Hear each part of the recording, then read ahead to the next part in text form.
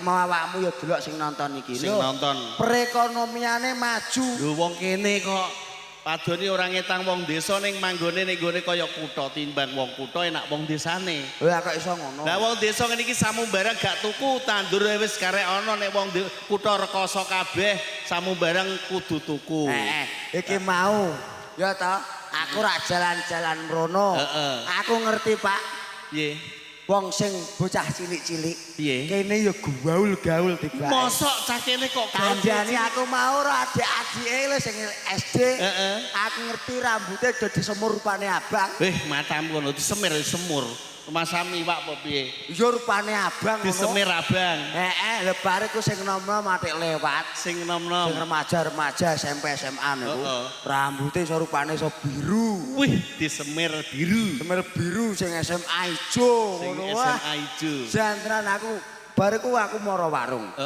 ngerti ana Mbah Duk tuku gorengan lah terus ora kalah Pak ora ketinggalan lah disemir sisan disemir semir apa le rupane putih kabeh ngono mau delok iku ora disemir rambute wanen wanen rambute wanen lah nek iku aku ra gumun wong kene kemajuane akeh contone bocah wedok-wedok ning gone ngarepan kono mau liwat ning ngarepku liwat delalah iku mau minyake yo aneh-aneh wih aku yo gumun kowe niteni padha ae niteni lah mau minyake apa ana cah wedok sekitar SMP nek SMA bocah cah wedok liwat ngarepku serebel minyake gumuno wong le minyake apa Vitalis wih larange cah wong bocah kene duwite ra ngetang pe duwite akeh wong disolah le minyake bareng neh aku mlaku ana bocah lanang cah nom-noman liwat ngarepku ya padha wae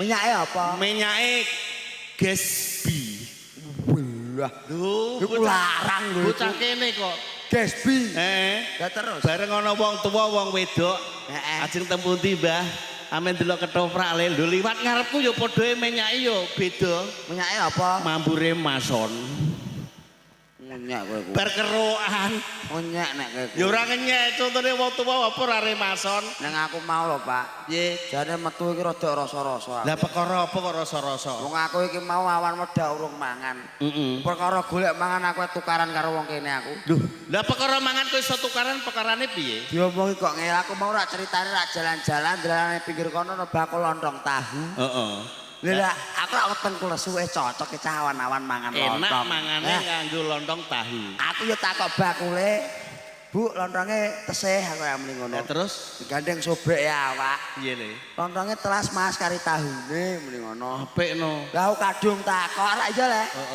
aku tetep tuku aku takok regane piye lah tahune pinten Bu 2003 tak wamuk bakule goblok 2003 ya murah no wah ya ora iso Pak apa tak lapor polisi hansip kowe iki gendeng piye apa kok 2003 iki murah nek 2000 saiki tok endi lho kowe gak ngerti kowe lah kok ora ngerti saiki tahun piro iki 2026 2003 karo 2003 kacek pirang tahun pirang-pirang tahun terus tak pangan wetengku gak lara lho saiki piye lah lho piye kowe tuku tahu regane 2003 tak mau bakule ya lah kok mbokmu lah iki tahun piro 2026 ora kedaluwarsa tahun 2003 kok didol saiki bocah edan cah iki aku dak men maksude iki goblok ndek sekolah iki bayar pijet apa piye lele bayar gaplek dibalekno ngono kok maksude iku 2003 iki ora kok taune dhuwit 2000 mbok tukono tahu iki entuk 3 bakule ora muni ngono lah bakule piye tahune 2003 mas muni ngono tok kok ora ono lah telu ora yo iso nek kowe terus mencret ae malah kok malah ngak lah kowe yo ngono maksude iki tak saking bakule iki saking gugure 2000 entuk 3 dadi 2003 ora kok taune gak 2003 goblok 2003 ora kesuwen po piye lho tak kira jak ngono lho tekan aku mau lak jablas neh aku timbang ning kene gak ana sego aku lunga sing adoh ning cedhak pasar kono lah kowe terus piye le aku ketemu bakul sego gandul delale kok sobek awak perkara piye bakule ku tuwek lah terus tak takok ibu sego gandule tesih lah pesone ning dhuwur lawan lho Ngono ku ndak pantes. Lah apa kok ana peso? Sing mudeng sapa? Lah sebabe apa sego gandul kok karo peso? Kok tak takoki meneh rak ya le. Heeh. Lho. Niku le Bu, lawe napa mawon aku ora ngono. Saurane malah ngloro ati. Piye? Kulkase urung tak cupno. Muni ngono are. Lho. Lah hubungane apa kok karo kulkas? Jebule kupinge rada. Nek wong kene aku seneng. Apa kok mbok senengi, Pak? Sing tuwa sing enom padha lomo kabeh. Manggon lagi aku teko rene mau.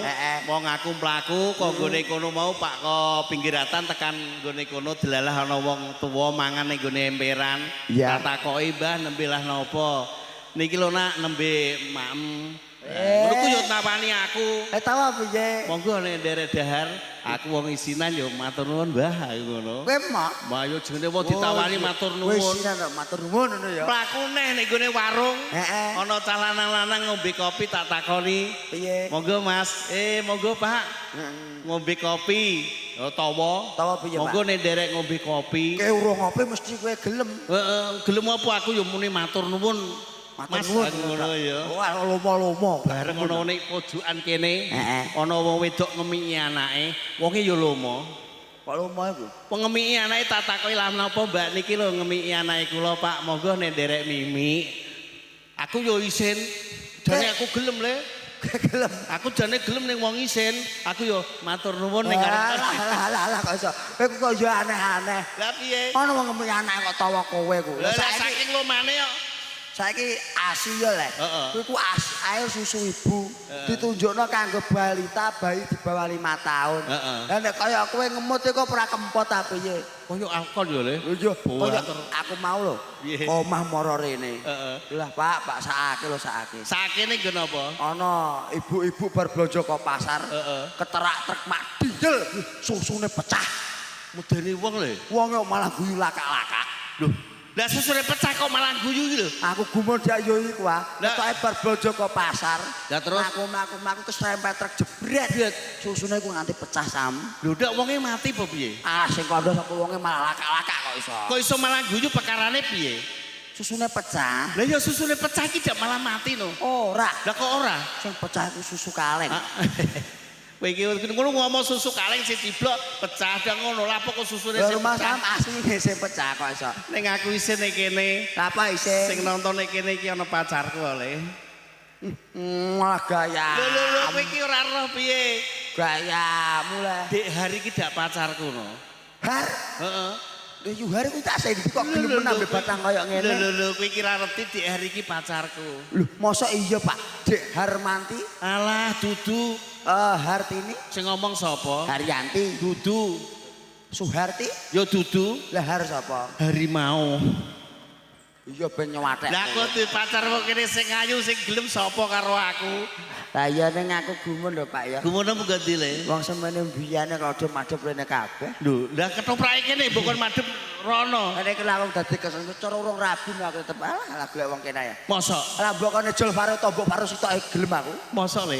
Heeh. Lah kira-kira ya lah aku wae ketoke wayu-wayu ngene kok iso. lho wong kene ayu-ayu jilbaban kabeh. Ning aku duwe uni le. Apa? Aku winganane duwe anak. Iya. Aku duwe anak. Delalah aku mulai kok ngentoprak anakku kok jilbaban tak sepaduki tak kepruki. Oh, tuwa. Iku aku. Wong tuwa bengang iku. Lho wong tuwa goblok piye? Lho, piye lah wong anak jilbaban nutupi aurat aja mungkin wong Islam. Ning aku ora entuk anakku kok jilbaban lho sini-sini warnane goblok kok jilbaban. Mbok kameng iki. Tak jotosi. La ilaha illallah astagfirullahaladzim Pak sing sabar. Istighfar nyebut barang asmane Gusti Allah Subhanahu wa taala Pak. Kowe sing ora ngerti iku ora roh karepe. Karepe piye? Lho anakku iki lanang kok mbok kon jilbaban ra sini-sini wong tuwa apa piye? Nek kudu omong sing anak lanang iso ngene lho. Kowe aku kudune iso nulodo aku. Piye? Kaya aku nek lho setia bojoku ya setia ning ngomong. Setia apa? Kowe iki karo bojomu ra setia dilokane. Iya. Nek kudu iso mikir. Dipikir apa? Kowe apa ora ngerti? Apa? Nek bojomu, nek karo kowe nek cedhak karo kowe ra setia. Lho romantis wong dhewe iki, Pak. Pacaran yo to ning taman. Kupinge tak sempeti kembang. Wih. Jos ta ora? Jos apa? Apa? Aku ndek ngir lho. Ngapi maksudnya? Bojom. Delalah iku aku roh lho ya. Iki aku ora obong-obong iki nyata. Aku roh bojom ning gone tlampik ning emperan. Lho linggih karo Parman. Iki bojomu. Cuangem sing genah sik iku. Lho iki yakin tenan bareng aku tak delok nek aku boman ning jero bojomu ning jero kamare turu karo pareman. Iki bojomu. Mulane kowe dadi calanan kudu tanggung jawab le. Cangkem sing apik lho, Pak. Lho aku wong tuwa iki nyoto nek ora aku Iki ning desane wong aja nganti gawe pasulayan kowe lho. iki nyoto. Bojo kuwi, Bojomu iki ku linggih ndek nggih karo pareman.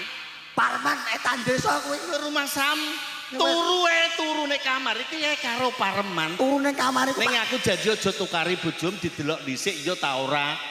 Wong wedok sekarat iku. Durung-durung kok ngamuk. Turu karo Parman. Turu karo pareman. Wong ra iso dibeciki. Nek digu ta ora mau ngamuk. Iki aku wong tuwa nek ra kena dibuku aku gelem mbok tapuki cangkemku. Yakin? Iya. Nek ngapusi. Pilo ya? Iya. Ning aja nesu janjine. Ora, tak golekane kok. Goleki. Keparut. Di bojo anyar goblok iki di bojo ora iso setia tenan karo wong wedok. Oh, di setia karo wong wedok jenenge keluarga sing harmonis iku ora ngono ku carane. Wong karo wong wedok ketoke setia kon lunga sing wedok anggere anut ae. Pak, kayak gremeng ae lah apa to, Pak? Pak. Waget aku. Ora uluk assalamualaikum apa kula nuwun ora. Cah wedok mlebu kok blusuk bloko. Ya Kowe mau wis kondi? aku tak uluk salam sik. Wis kari. Wis kari yo wis Oh, apa. mau ora ngono ki mang kondi kowe kok ketok macak ayu ngene iki. Aku mau ke jalan-jalan kok, Pak. Kowe Heeh. lho kok ora aku bocah le, Nduk. Iki wong nom, Pak, sampean gak wis tuwa. Kowe karo bojomu ku setiam kaya ngono. Setiap lah, Pak. Lah bojoku mau nok ndi to, Pak? Tak kandhani ning kowe aja nesu lho ya. Loh, apa, Pak? Aku iki wong tuwa. Dadi iso ngandani karo bocah nom ning kowe aja do tukaran. Loh. Kowe karo bojomu ketoke setia tenanan. Setiap lah, Pak. Ya Allah nek turu ya, Pak. Gandengan terus nek lunga, gandengan terus. Kowe karo bojomu? Iya, Pak. Ning kowe tak kandhani aja nesu. Bojomu ndek ingi lunga pasar. Lho ngono ku goncekno tasemi. Tasemi omahe sing kula dalan iku, Pak. Lho Mas Sam digoncekno dirangkul ning nguri. Lho medun kok sepeda motor. Lho tasemi ku digendong ije diowok-owok barang, Nduk. Sing tenan apa? Iki Bojoku aku- iku setia lho Pak ambi aku, Pak. Yakin tenan aku dadi wong tuwa iki ra ngapusi. Bener Mas Mondol iku piye Nek to? tak kandhani aja nesu ya. Aku tak niliki wedhusku dhisik. Nek menawa nglairno nek kowe nek ketemu bojomu aja nesu. Kok takoni bojomu ora lunga Iya, karo Pak. tasemi. Ya. Andani. Bocok kurang ajar. Rupa rapate mbarek kok iso. Awas enggak nek wonge teko tak ape tak uring-uring. Duwe bojo ayune ngene kok gocekno tasemi ya Allah ya. Dibekakase. Kowe mau kondi, Mas? Kok ngono kok, Cok? Kok tenan, Mas? Lho, sing kuduke kok malah ketok kok ngamuk-ngamuk karo aku nek kudune sing ngamuk iki aku tak plathok ndas misane kok malah. Aku sing kudune sing ngamuk karo kowe iki yo, Mas ya. Lah kok kowe ku? Jarene kowe mau lunga karo tasemi omah kula ndalan. Jarene pasar. Wong mbok gendong mbok gecekno rangul-rangulan mbok awok-awok. Ya Allah. Lho aku dia apaan? Kowe ya padha ae. Loh, aku padha ya apa, Mas? Tak tinggal mergawe ngene iki sikil dadi sirah-sirah dadi sikil ya ta. Kayak kok maneng maklon karo Parman iki maksud tembi ya. Loh, dia apa aku kelon karo Parman, Mas? Parman iki sapa? Karo aku barek ndi? Aku ora roh Parman, Parman iki sapa? Jarene kowe ya kelon ning kamar wong loro ki lah apa? Kowe wong atiku lho, Nduk. Ya Allah Gusti. Rabane kowe adol wedhus ya wedhus gudiken. Mas. Malah kowe tegam ngono. Aku kira kenal Parman yo, Mas. Jane iki sing kudu nangis ku aku. Kowe lha apa kok awok-awok tasemi? Apa kurang lek ku ngei jatah kowe lho, Mas? Lah kok awak tasmu ku ndek apa nek? Tasmu sapa? Lho kowe kok karo Parman iki maksud piye? Lah yo Parman iki sapa? Lho Parman kok Parman sapa? Kengking aku ta ora ngene ae lho, keng aku malah genah. Nek ancen awak dhewe kudu pisah ya ben pisah. Loh, aku kira tau kenal Parman yo, Mas. Parman iki sapa? Aku ora tau kelon. Nek selain kowe ku gak tau kelon aku yo, Mas. Karo lanangan yo gak tau. Jane iki kurang apa tak ijatah ke Jawa-awak tasemi lho, Mas. Rangul-rangulan gocekan. Ya Allah, lho Mas kurang ayu apa aku iki? Ketoke mau sing ape ngamuk aku kok malah kinten diamuk ndek lho. Wong wedok kok cangkeme ambane ngene. Deh. Mas iki ngene lho, ngene-ngene. Iki awak dhewe iki mene dak yo rukun. Ora tau tukaran. Iya. Kowe kok iso roh nek aku gencet ambek tasmu sing ngandani kowe sapa? Aku diomongi Pak Gomblo, Mas. Kowe jaret gocekan karo Tasemi nek pasar rangkul-rangkulan gendongan Tasemi mbok awak-awak ya Allah. Sing ngandani sapa? Pak Gomblo Mas. Duh. Aku ya padha kok. Loh, Kowe ambek Parman sing ngomongnya aku ya goblok. walah iki ra beres iki Mas. Wah. Iki ra beres. Iki ra beres. Ketok iki sing ape nganu kok tuwekane. Lah, Wedhusku anak-anak le. oke, apa nanti kowe? Wedhusku anak-anak. Anak-anak ya ben monstro dak lah. Lah apa? Jupuk mik. Tak pelatok ndiasem disane kok. Aku wedhusku ku anak-anakku tak mulai dhisik. Iki ngene. Piye? Kayak wong tua iki kudu dadi tengah-tengah. Ndak, aku udah di tengah. Iki lho. Are mau kelon ambek Parman. Nah, lah bojoku mbok kandha jaret gocekan karo Tasemi, jaret digendong diawak-awak. Saiki jek. Lah kowe yo